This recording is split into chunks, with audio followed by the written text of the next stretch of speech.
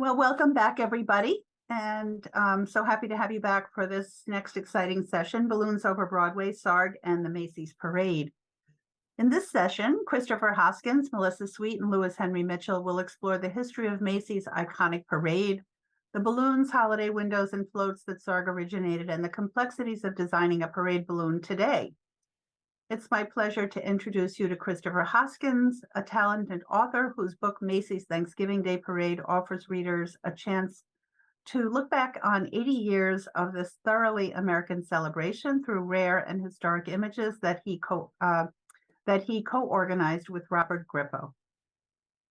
Illustrator and author Melissa Sweet is the creator of Balloons Over Broadway, and her popular children's book celebrating Sarg's invention of his now iconic upside-down marionettes for Macy's holiday extravaganza has actually inspired a number of visitors to come, and that has been interesting for us because the way that children are hearing about Sarg and learning about him is through her book. So she'll talk more about that. Like Sarg, Melissa loved to figure out how to make things move as a child, and in addition to sharing insights on the project, she'll offer creative ideas and activities for educators and families. How to Write a Poem, Celia Planted a Garden, and Girls Solve Everything are among her many books. Lewis Henry Mitchell is creative director of character design at Sesame Workshop, and he directs and oversees most aspects of character development and art for Sesame Workshop. He is also the creator of two Macy's balloon superstars, Super Grover and Big Bird. So he has real firsthand information on what it takes to develop a balloon today. And his recent characters include Julia, a Muppet character on the autism spectrum, and two new African-American Muppets, Wesley and his Muppet father, Elijah, for Sesame Workshop's Racial Justice Initiative, as well as Ji Young for the Coming Together Initiative Against Anti-Asian Violence. Lewis is also a member of our Board of Trustees here at the Norman Rockwell Museum, and he has worked with us on a variety of exhibitions and catalogs, and we're very happy to have everyone with us today. So thank you so much for joining. Thank you. And I think what we're going to do is start with the history of the parade, which Christopher has laid out so beautifully. And so I know that you have some slides, and would you like to share those, Christopher, or would you rather? I think I could do that. Sure. I'll go right to my screen right now. First of all, it's an honor to be part of this Tony Sarg Symposium. I'm glad you enjoyed the book because it was a wonderful adventure. And it all started with just two young men sitting around in the kitchen. And I had participated in the parade back in the 80s when I was an employee at Macy's. And Bob was a big fan. He had VHS copies of the parade from the 1980s. So we just decided, how about a history of the parade? So back then, there was nothing really. There was no interest from Macy's, which was owned by Federated at the time. And not that they didn't have an interest, but they just weren't aware of an audience for it. So the two of us just trekked to New York's library, and we started our journey. And the first thing we'll come to is, of course, the very first ad, which I believe we got from the New York Times. And as you can see, it wasn't the Thanksgiving Day parade. It was the big Christmas parade. And of course, it's a typical circus-like of a parade with clowns and people on stilts and, the old woman in the shoe, fairy tales for kids. But the one thing that we noticed, both of us, was there was only one person, one living person that was given credit that day, and that was Tony Sarg. He was, of course, behind the Macy's Christmas window, the Fairly Frolics of Wondertown. So that told us that, well, this Tony Sarg guy must be pretty big. So we tabled his name and proceeded on with our quest. And again, bear in mind, back then we had no photos, we had no resources. All we had were the newspapers, the New York Times, the New York Herald Tribune, and the Daily News. And we read every single story of that day. It was fascinating. So let's start, of course, with the parade was an immediate success, according to newspapers. And Macy's, quite smartly, the next day did a proclamation that said that they will be back in 1925. First parade, again, 1924. And it was a success, an all-time success. And the first picture that I chose here is the 1927 Felix the Cat balloon. And again, it just shows you an air-filled, helium-filled balloon close to the ground. Felix the Cat, for those who are unfamiliar, was as big as Mickey Mouse. And you can see the primitive but very fun nature of the designs of the early balloons. Those eyes, that eyes with a jagged cut. I think that was a signature Tony Sarg design. But you can see the crowd is very enthusiastic. And here we go again, 34th Street, 1930. I'm moving ahead very quickly, but bear with me. And you see again, look to the lower right, you'll see again, typical Sarg-like designs, very, very close to puppetry. But on the upper left-hand corner, you see a balloon being let go, and there's a ticket assigned to it. And what happened was Macy's, along with Tony Sarg, decided it would be a great promotion to give the balloons a slow air leak and release them into the air. And whoever would catch them, whoever, New Long Island or New Jersey, would be the lucky recipient of a cash prize. Now, again, this shows the early sense of adventure and abandonment of the early 30s and late 20s. This is the jazz age.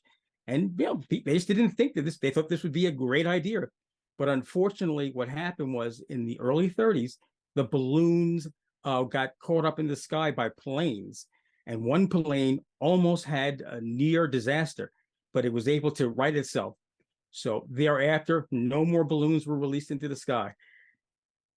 Here's Tony Sarg and another famous puppeteer, Bill Baird, I'm sorry, putting the finishing touches on the Terrible Turk. Sorry, I do not know where this balloon was inflated. It's a tight cavern, but it's a great photo. Again, seeing the puppetry and balloon styling of Tony Sarg. And of course, Tony apparently, if he had to be a puppeteer, he had to have a great sense of humor. The 1933 elephant balloon, which he's trying to administer some air, didn't work. Well, let's go to this. This is a 1931 George, the Giant Drum Major. And again, it shows now we're having the helium-filled balloons taken to the sky, very giant. They're above the crowd. And again, you're seeing the more simplistic but very charming toy-like structure of the balloons in that day. And this is a very good illustration. Tony Sarg's 1931 two-headed giant. Now, look at the balloon. It's macabre. It's kind of bizarre in its look, but it's just thoroughly eye-catching.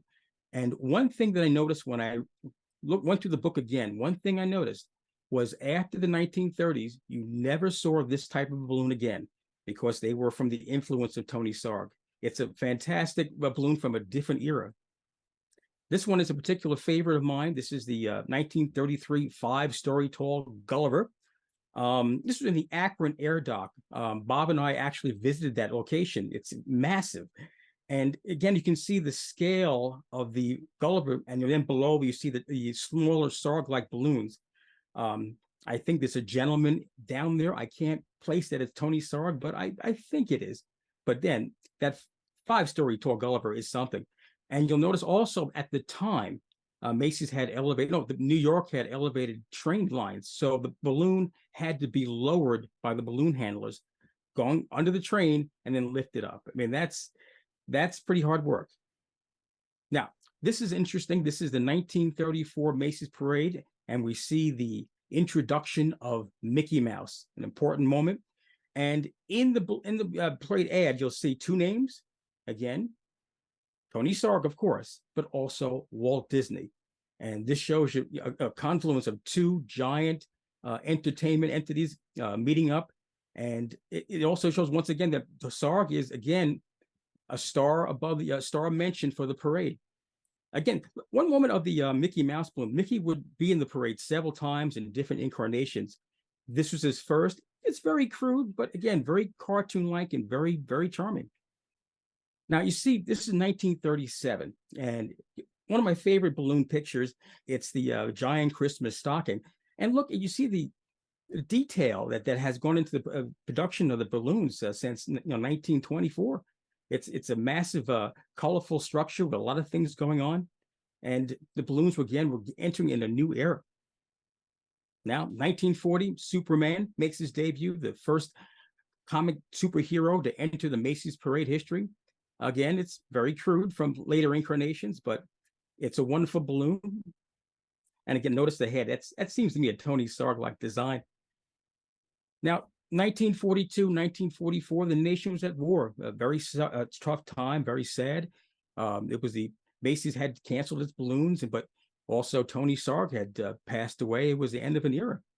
But the balloons, of course, there was a rubber shortage. So a lot of the balloons were given to Mayor LaGuardia to donate to the war effort. So 1942, 43, 44, to the disappointment of all the kids in the nation, no balloons, no parade. But the parade would come back, the show would go on. And this is a wonderful picture, the 1949 clown picture along Central Park. And I showed this illustration because in the parade, there was another balloon, I believe, similar to this one, that actually made its appearance 3 times. Macy's would take the same balloon and kind of redesign it. Was a hobo balloon in 45, a baseball player in 46, a policeman in 1947, and Harold the fireman in 48. Very economical and very effective. Now we're going to go along quickly here. 1950s. This is the Mighty Mouse balloon. Yes, and you'll notice again, this is the first of these character balloons.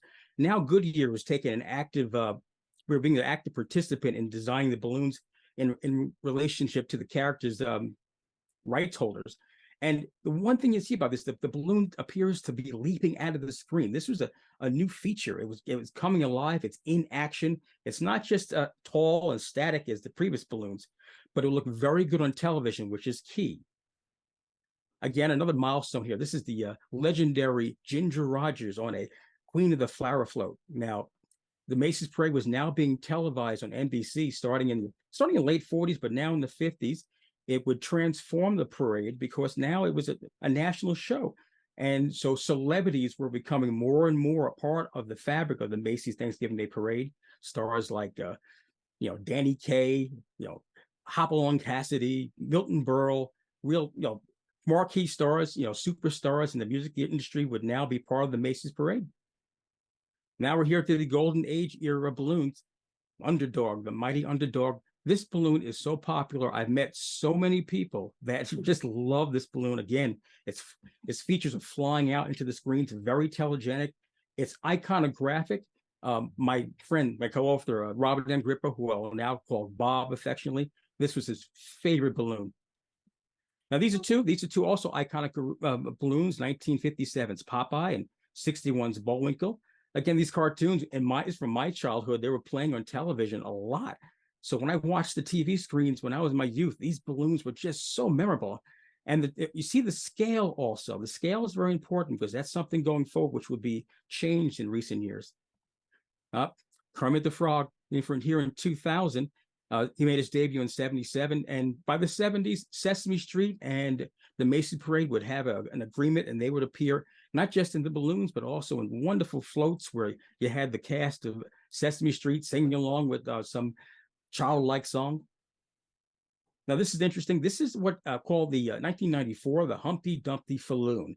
Now, at this part of the parade, a woman by the name of Jean McFadden, who had been with the parade for several decades now, she was instrumental in filling up some of the dead space that you see in the parades.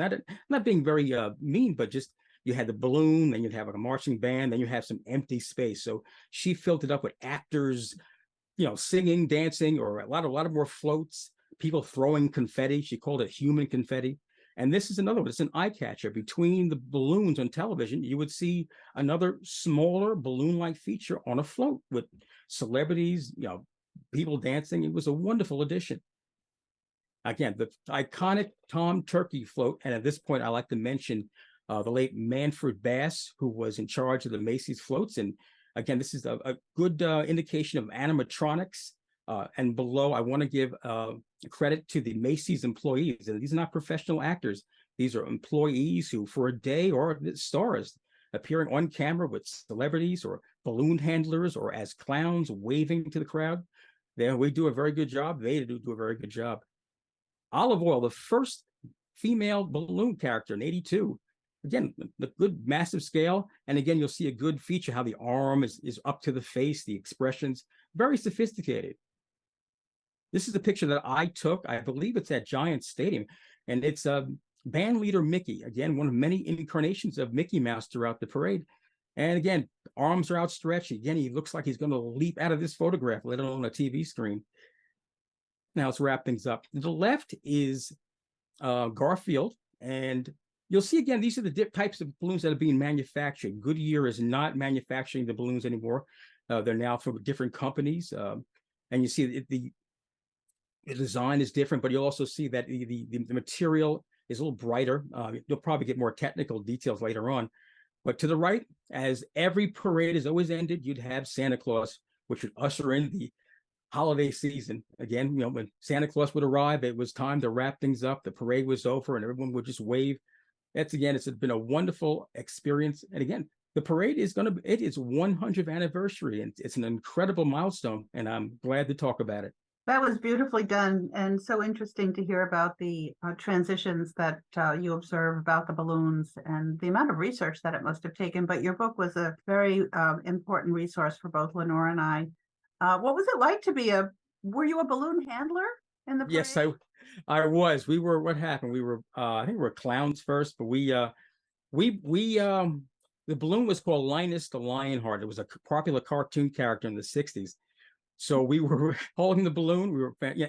Holding a balloon, a giant balloon, is very, very difficult to handle. As Lewis knows, they're described as monsters, helium monsters in some of the ads early on, but they want to rise up, and you have to get them down to the ground.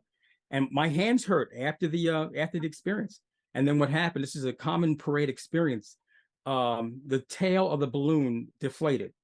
So as we were going along the route, we had to carry it. And interesting story, we were behind the Clydesdale horses, who were relieving themselves.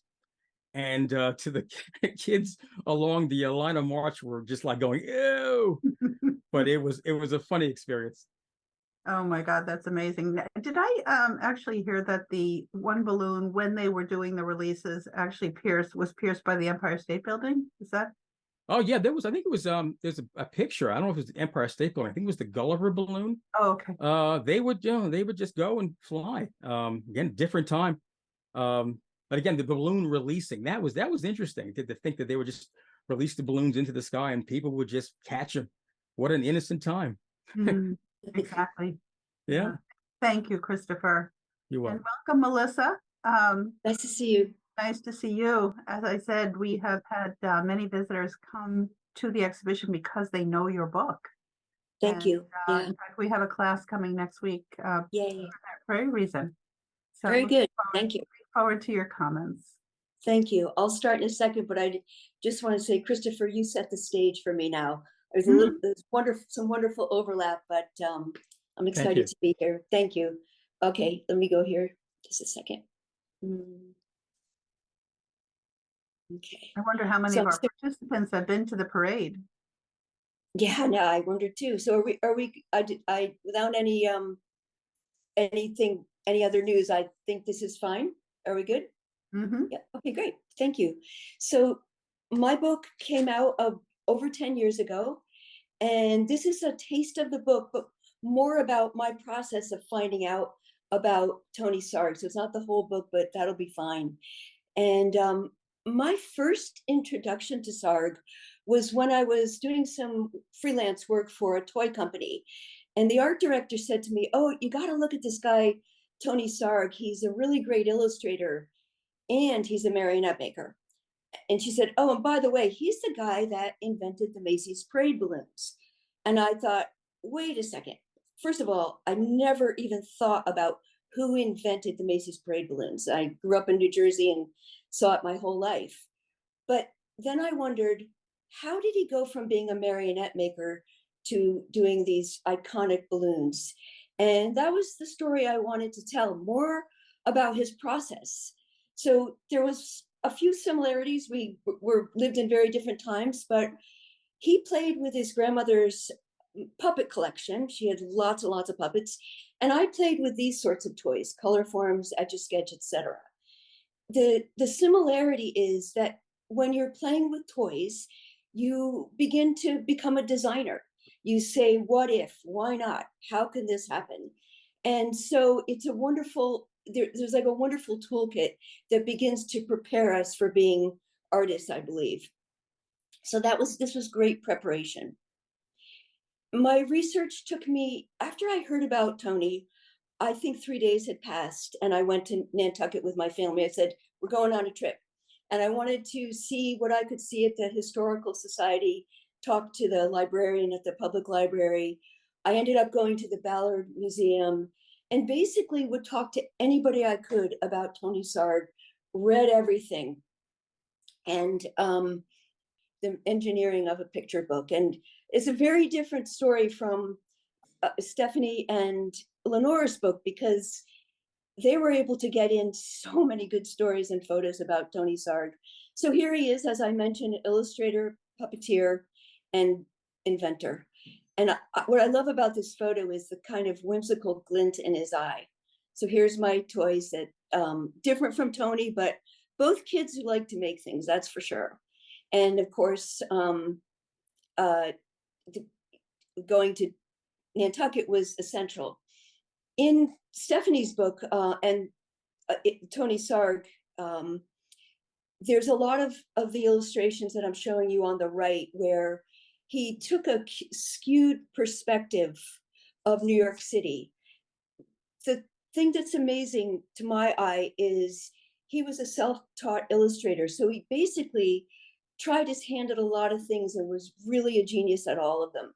But one thing I love in these illustrations is, if you look where the arrow is, you can see Freckles, Tony's dog. And Freckles shows up in so many of these illustrations. I can't help believe it was kind of a pre-Where's Waldo. Every person in this illustration is doing something different, conversing. We learn a lot about New York by looking at these, the clothing, the transportation, how the people dress, etc.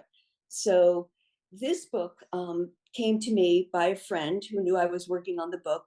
She had found it, and it was my Bible for Tony Sarg. He was a very generous spirit and wanted all kids to make marionettes and puppets. So there was a lot of stories in here about his beginnings, and it was invaluable to me in making Balloons Over Broadway. But one day I was in my studio and my very well-behaved dog decided to take it off a table, take this book off a table. He chewed the spine and kind of tossed it around, and the book fell apart. So I thought, oh, this is a disaster, but what would Tony Sarg do? Well, use the book as fodder. And I ended up using some of the illustrations within my book, which was really good luck in my opinion. So here it is on this quote by Tony: every little movement has a meaning of its own. And that can be thought of not only about making a marionette move, but by inventing something. Everything you do leads to the next thing. So when Tony was learning to be a marionette maker, he did something genius again. He added more strings to his marionettes, so they became more lifelike. He was also a believer that the people who were manipulating the marionettes needed to be like actors, use their voice, use their bodies. And I think that that tradition has continued. Someone else may be able to speak to that a little better. The way I began was to clear the decks and take 1 month to be Tony Sarg. So I went to my studio as if I was a toy maker, marionette maker, puppeteer. And I pulled out everything, children's blocks, paper mache. I just made toys for about a month. And this was the best way to get to feel what it felt like to be Tony Sarg, a little bit about like method acting. And those things that I made ended up becoming used in the book to give it a three-dimensional feeling the way Tony Sarg worked. What you're seeing here is an assemblage of my work in a photograph. So of course we can't scan these assemblages. They have to be photographed and then put in the book. And it's about 50-50 in the book, flat art and assemblages. Another thing that influenced me were these wonderful silent animations that he did. Again, all about movement. And watch that tail get tugged by the elephant. You can just sort of feel it. So thank you. That was, I appreciate being able to show this slideshow. Thank you so much, Melissa. That was really wonderful. And we have a comment from a teacher, A. Urchik, on as an elementary school librarian. I use Melissa's book as the basis of our parade float STEM challenge with my second graders. Thank you very much, Melissa. And I'm sure there are many similar sentiments. Thank you. Yes. One of the cool things about this book was that being nonfiction, it has what we call STEM and STEAM: science, technology, engineering, math, sometimes art. So Tony Sarg was kind of the classic STEAM inventor, and really, really fun for kids to find out about because of that, and in their own thinking about you know, how to invent and looking at books that way. So thank you. Yeah. Thank you, Melissa. That was great. And it's a pleasure to bring Lewis Henry Mitchell into the conversation with real life experience of working on balloons in the present day. And we very fortunately have some of Lewis's drawings in the Sarg exhibition because he has created very detailed representations of his balloons from various perspectives in order to give a sense of authenticity. So welcome, Lewis. Thank you so much. This has already been so exciting. You know, both Melissa and Christopher shared things that have me even more inspired. And I was already starting that way. But let's see, is it okay if I pull up my presentation? That'd be great. Thank you so much. Sure thing. So again, thank you again.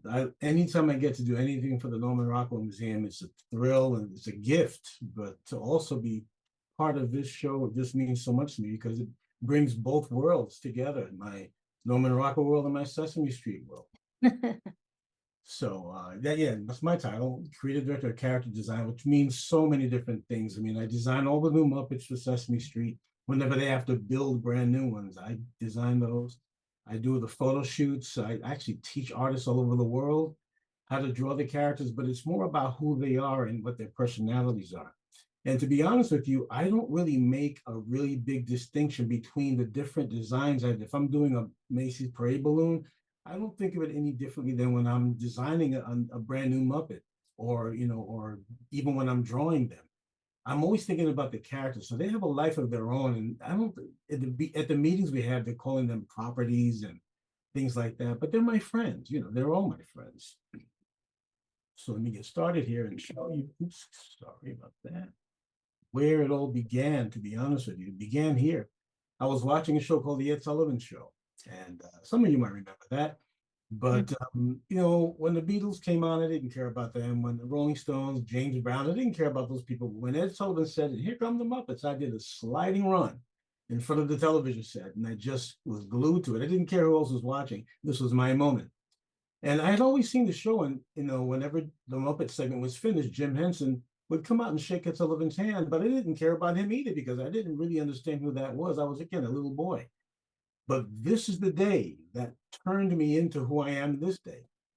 I was about 6 years old. And after this segment where Kermit the Frog ate, a piano ate Kermit. But after the segment, when Jim Henson came out, he still had Kermit on his arm. And I was like, you mean a man was doing that? I didn't understand that was happening, but something clicked in my head that never clicked back.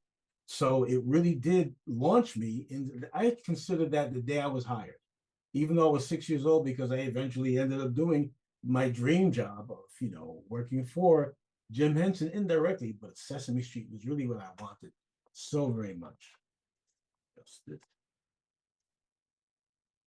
Okay, so again, this is my full circle moment because I had to design a DVD cover it's called Silly Story Time. And this was about all the fairy tales we had done for Sesame Street.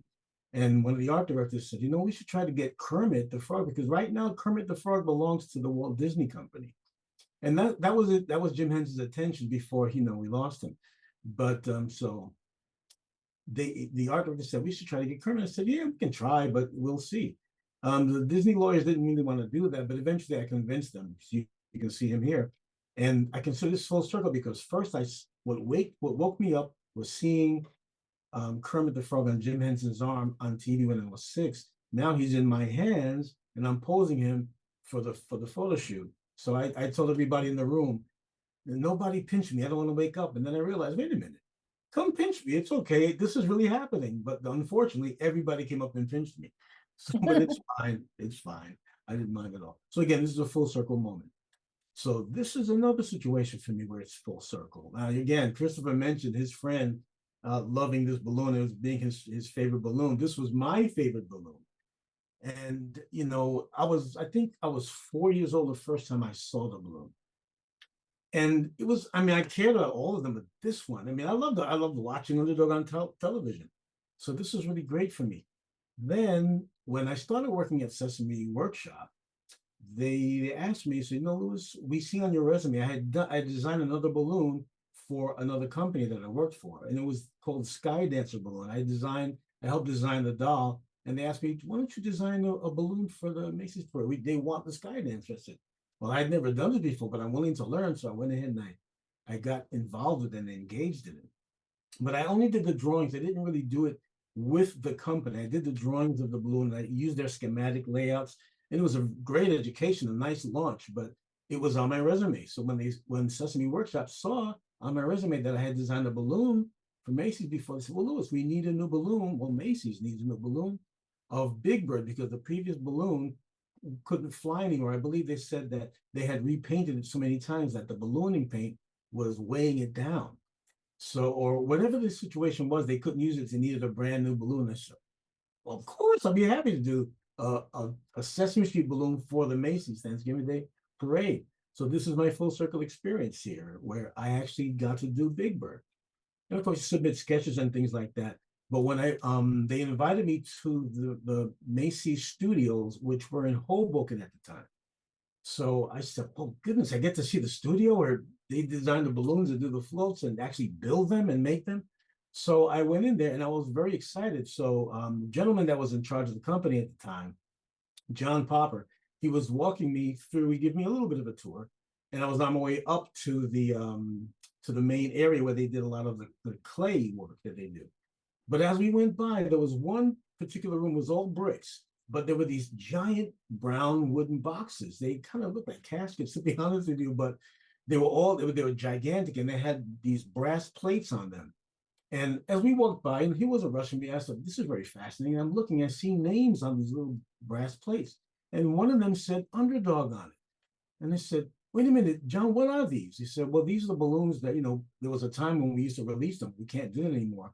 So we collect them, we keep them. And this is one of the areas that we keep them. I said, but that one says Underdog on it. He says, well, yeah, you mean is that the same Underdog balloon that when I was a kid? He said, yeah, that's the one. I don't think they made another. Maybe they repainted it like they did with the Big Bird balloon previously. But I said, but that's my balloon. And I ran up to it and I did my best to hug the big crate because I was just so enamored with the idea that, gosh, when I was a little boy watching on TV, and now I'm actually designing a balloon, and I was just thrilled out of my mind. It was almost like a dream. So then he continued to walk me up, and I saw all the little maquettes. Maquettes are actually small figurines that are created as reference for the actual balloons. So he walked me through, and I saw a lot of very old ones. Then when we walked into the studio, I saw Big Bird, and I actually have to be honest with you, my heart sank. Because I said, well, what is this? They said, well, this is the way we had to design the balloon because, there are the dynamics of flight and there's a lot of physics involved. I said, but the problem was they gave Big Bird a very big head and a very small body. I said, but he looks like Tweety Bird. He doesn't look like Big Bird. So I wasn't trying to insult them. I was just saying, no, we can't fly. They said, well, Louis, you don't understand. Again, the physics and the dynamics of flight. I said, that doesn't matter. It has to look like Big Bird. So they asked me, well, do you sculpt? I said, give me those tools. And I went and I started to do what I could to, I had to kind of start from scratch almost. So we kind of stretched it out. They helped me a little bit, but I was able to carve a rough image, a rough sculpture of Big Bird with its proper proportions. But John explained to me, well, Lewis, you know what, this won't work because within the head, you see that a balloon would just blow up and be either an oval shape, or sometimes you see those long balloons, but they still kind of just fill a general shape. So we have to put cables on the inside of Big Bird's head to pull it in to create these shapes. So I said, well, he said, and because the head would be kind of small, it might create too much weight with those cables inside, and his beak might be dragging along Broadway. We don't want that to happen. I said, well, no, that's true, but we can't fly it like this. So we went back and forth a bit. Finally came up with this, where he's a little bit squat, but you can't tell because of the view. And this is the main view that you would see when the bird was flying down. Flying down. Actually, Big Bird cannot fly. He's a canary, but he's too big to fly. But in this case, he was able to fly just from Macy's. Only from Macy's would he do that.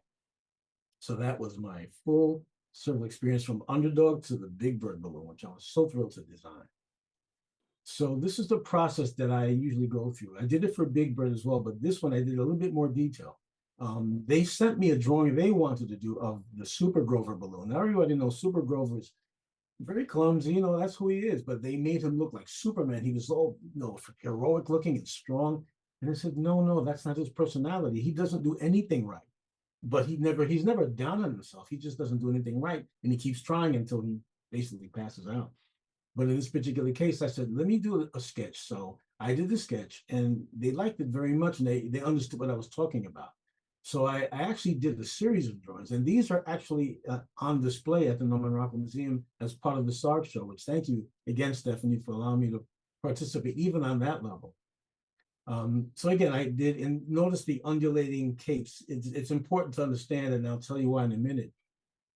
But so I did it in different views so that they really had enough reference so that they could create their own maquette.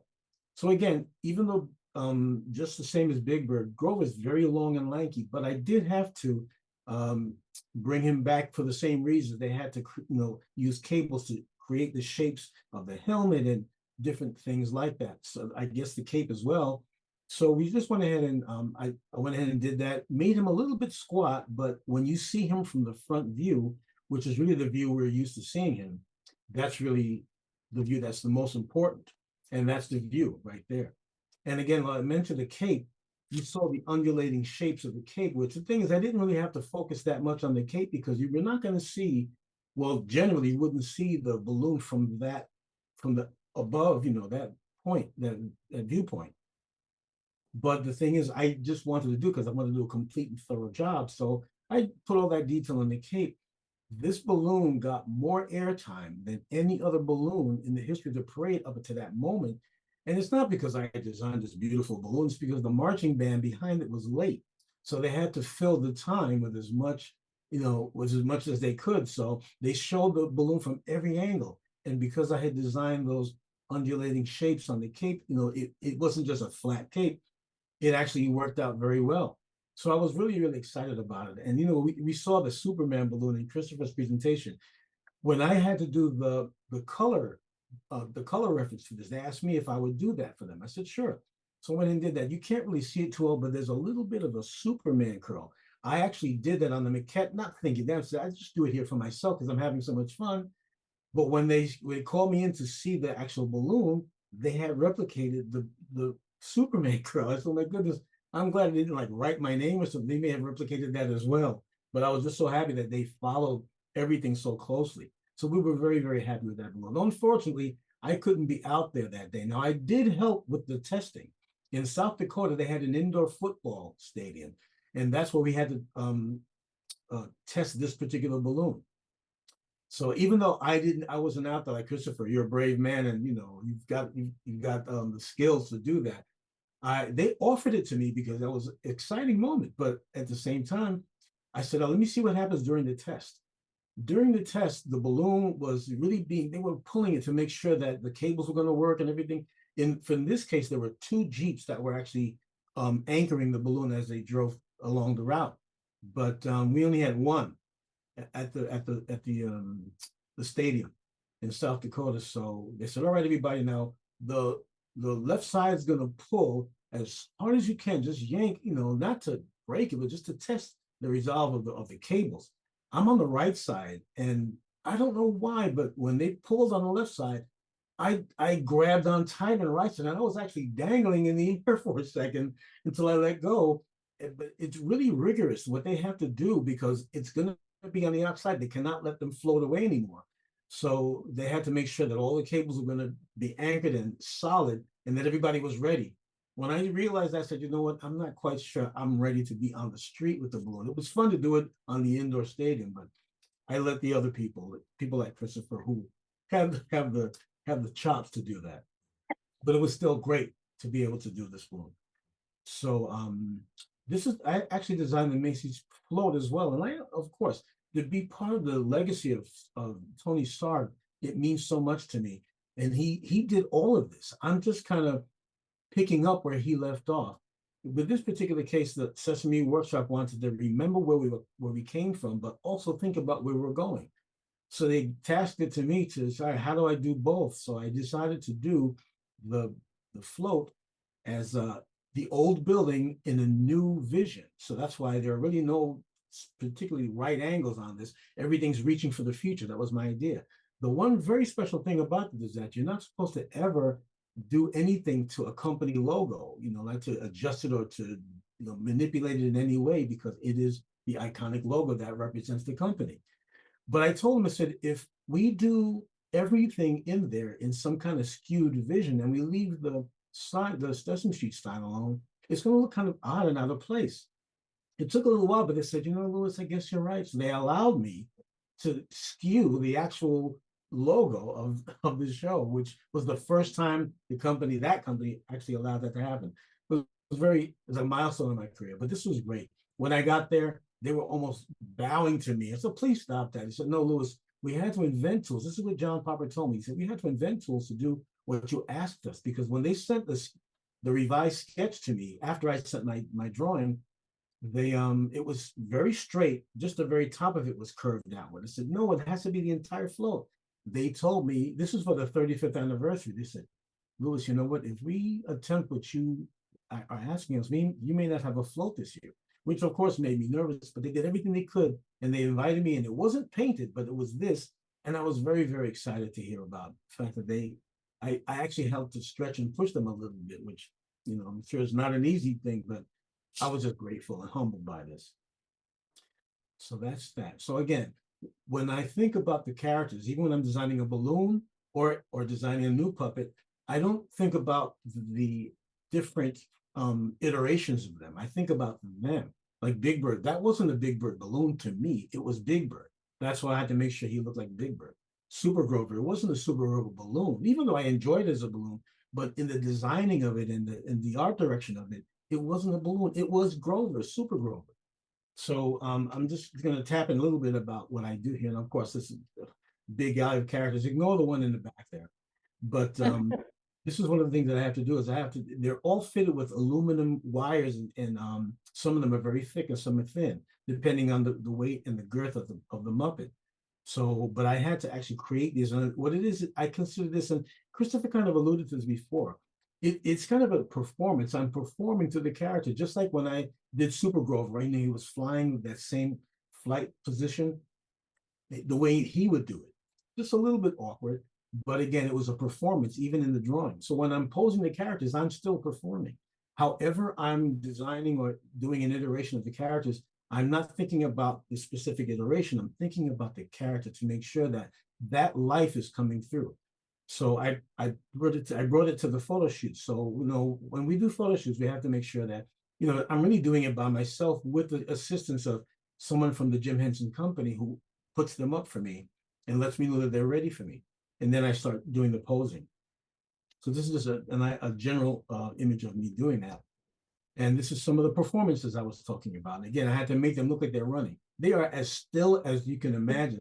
It's almost like, but I even use their fur. As you can see, like especially on Grover and Elmo, you can see the fur that I actually had to groom it to make it look like they were moving. So, and they were very happy with the result of this particular poster that was used in so many different places. Again, part of the performance, Elmo was learning how, he's taking a bath, not by himself, but he's drying himself for the first time. So he's happy. He was always dancing and singing. So he used it as an opportunity to celebrate the first time he's drying himself after his bath. But again, it's a performance. I want to make sure people see that he's alive. Well, I'll tell you that in a minute. I have on my last slide, I'll say more about the very first steps of the process. On this one here, Cookie Monster is he's going to eat the C, because C stands for cookie. And little Prairie Dawn is doing her very best she can to stop him, but she doesn't have a prayer. But again, I just wanted to show the tension and the composition. Again, Norman Rockwell, my hero, my creative hero. I learned a lot about composition from him, the little subtle things, like even the toe on Cookie Monster's back foot, even something like that is just to show there's a little bit more thought going into every little detail of this. And again, that came, of course, from Tony Sarg with all the details he was putting in. So I get to, again, take all these geniuses and bow to them in the work that I do now. And again, poor Prairie Dawn doesn't have a hope in the world of stopping from eating that seed. So I got to do something with the Google company where they wanted to celebrate the 40th anniversary of Sesame Street. And they said, well, we're going to send you these gigantic letters, and we want you to build all the characters around them so that, it would be a nice combination. They had one Google Doodle, Google Doodles are what they put on every day. It's a brand new one every single day. They had a different one for every day leading up to November 10th, which is the anniversary of Sesame Street. And they wanted us to do that one. So they asked me if I would create this. So I said, that'd be wonderful. So I did this sketch. I did the rough sketch on the train because I was so excited to bring, Google and Sesame together. So I did the sketch, and then I cleaned it up when I got to my home studio, brought it in the next day, and they loved it. Although Google said, well, where are the rest of the characters? We want to see all of them. I said, if you see all the characters, they wanted Snuffleupagus in there. They wanted Super Grover flying on the track. I said, if you do all that, you're not going to see anything. So how about just keeping it simple like this? And they say, that sounds like it's going to work. So this is me actually building the whole pose. And that's the final version of it. And it worked out pretty well. I don't know if you can see it, but I didn't want to leave out little Slimy. Slimy is Oscar the Grouch's pet worm. If you see right underneath Oscar's chin at the bottom of the O, Slimy got in there. So I was very happy to do that. So this is my favorite picture of me and a Muppet. Now, like I said, I was going to tell you about the beginning process. What it is that the Jim Henson Wrangler, they will put either one or several puppets on the tabletop and let me know, Louis, in this particular case, Louis, Ernie's ready for you, which is cool to hear that, just Ernie's ready for me. And they don't try to pose them. They just put them down, and the heads are usually down. So the first thing I do at a photo shoot is I take the head and I turn it up and kind of look the character in the eyes, just kind of like a little bit of a bonding right then and there, because again, they're my friends. But in this particular case, when I did that, and Ernie looked me in my eyes, I said, look at this. This is a dream that came true. I'm actually directing photo shoots with the actual Muppets. And this is one of Jim Henson's Muppets. And it shot me back to when I saw the very first episode of Sesame Street. I didn't know what I was looking at. I just saw the animation forming the letters, and this little strange looking creature around it. I didn't know what I was watching, but when I started to see the characters, I said, what, these look like the puppets, like on the Ed Sullivan Show. And sure enough, it was Jim Henson. So anyhow, I was just so enamored with the fact that I get to do this. So now there was no one near the camera at the time because they were all preparing the lights and all that. But I was about to do the first pose with Ernie. I said, look what I get to do. I'm so grateful. And I just grabbed Ernie and hugged him. Again, there was no one near the camera. I wasn't trying to pose. This was a genuine moment between me and my friend Ernie. But the photographer's assistant, Jeffrey Price, he saw that, jumped up right on time and hit the camera right on time before I let go of it. And so, again, this wasn't meant to be taken as a photograph. It was just a moment. And I've had many moments like that. But this one was the first one captured on film because, again, my dream came true. And that's why wherever I go, I try to share that, especially for children, but not just for children. My dream of working for Sesame Street came long after I had the initial dream, but I got there. That means that dreams come true. So maybe dreams are not fantasies. Dreams are more like seeds. You plant them and then you cultivate them, and look what can happen. So this is just my celebration of what I get to do, and I'm so grateful that I get to do it for Macy's, and I get to work at the Norman Rockwell Museum, and I get to live this life, which you mentioned, Sesame, that you were talking about my work. I can't call it work, this was like a gift. So that's my presentation. Thank you so much for letting me share. I sure appreciate it.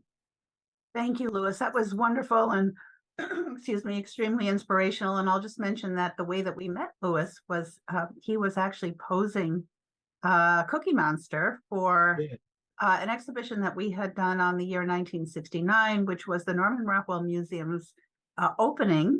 So it was our 50th anniversary in 2019, and it was also Sesame Street's 50th anniversary. Yes. So Louis came specifically to pose the character, and it was amazing. We all noticed how after he had done that, how it just came to life. It was absolutely remarkable. But thank you all for a really wonderful program. Your comments were so enlightening and interesting. And I think none of us will look at the Macy's Thanksgiving Day Parade the same way again. Thank you so much.